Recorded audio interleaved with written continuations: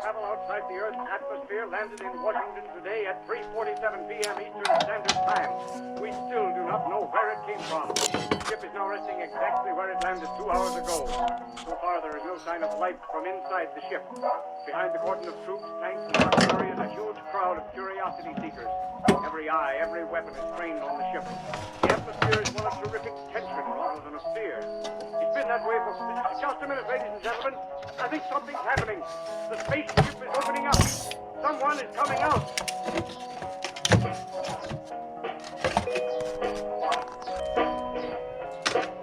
Look, man, Ferris to Baker. I have an idea.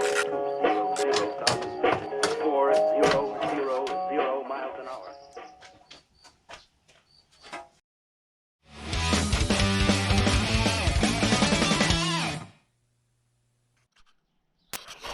Now, to remove the filter, air filter, you need to release coolant hose, release this clamp here, and release mass airflow sensor jack.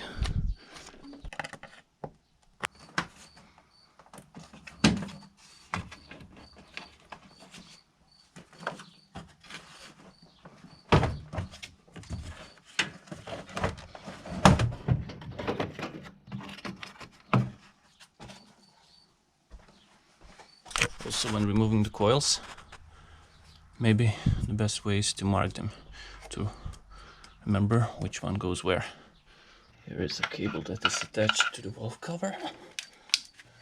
These two connectors that need to be unplugged.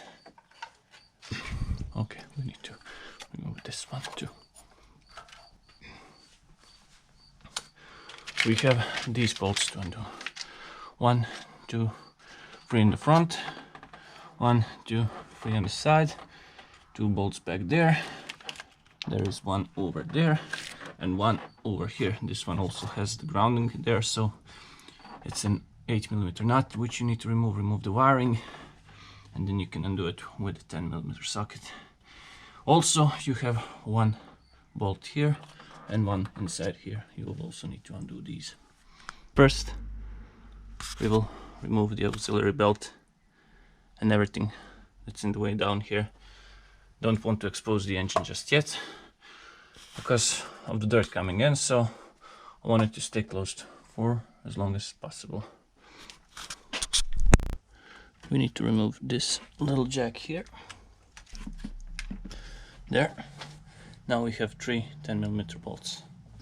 To release the tension, you need to undo this piece here and pull it. As you pull it, you can see it moves down and releases the tension. So, release the tension and take it out. E12.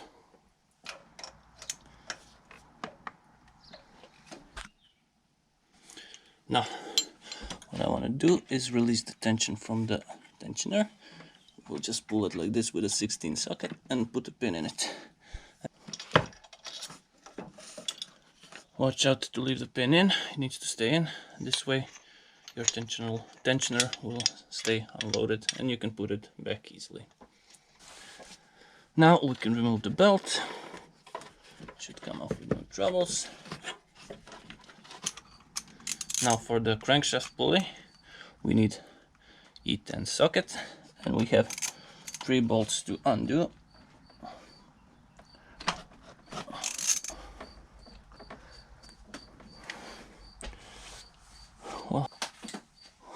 We'll just give it a slight tap here and here, and it's off. Next step, lift the car up and remove the under tray.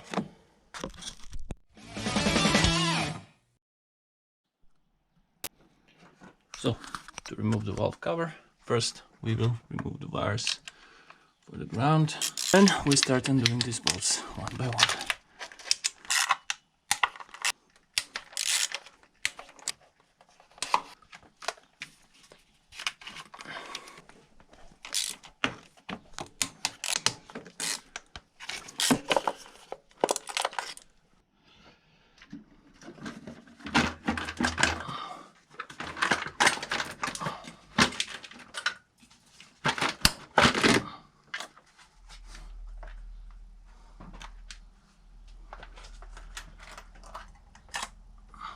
And here we have it, one valve cover of the car. So now we will try and get the engine as close to the top dead center as possible.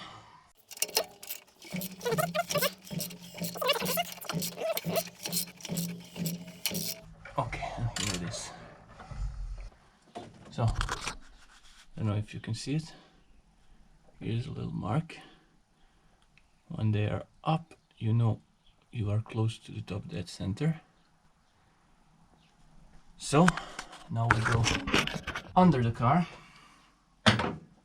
Now, to lock the crankshaft in place, you need to put the locking tool inside. I don't know if you can see it. The hole down there. So you take the tool, put it in this hole, a hole here. Come on, a hole. See, now it's halfway in. So I'll use a screwdriver and try and get it in. I'll need 2 hands for this, so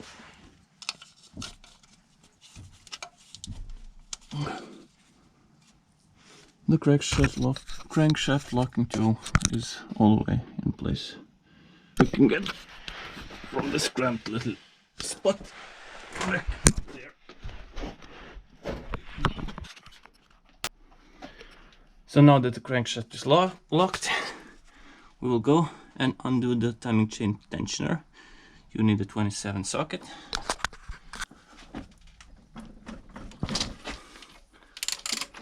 I like to use a rag or something like that under here because tensioner is driven by oil, so once you pull it out, the oil will leak for sure. Now we proceed to put the locking tool for the camshafts. There are 2 pieces. This is the one that goes first. And I will probably put it the wrong side. No, it's like that. And the other one goes on top like this. Now that the camshafts are locked in place, we can undo the sprockets. So 2 bolts. They are E14.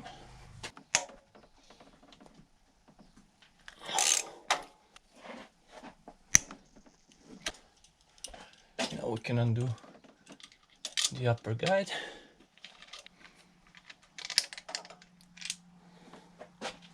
And now all that's left is to undo the crankshaft sprocket.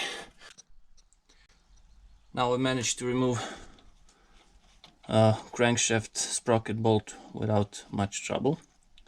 So what you would do now is remove camshaft pulleys, unscrew them completely and remove them from the car. Then you have 1, 2, and here it's a bit hidden is a 3rd bolt. They hold timing chain guides in place. You would undo them and remove this piece out, and then you can take the chain together with lower sprocket and together with guides of the car. We take out whatever this is called. We use T45 and we undo timing chain guide bolts. 1,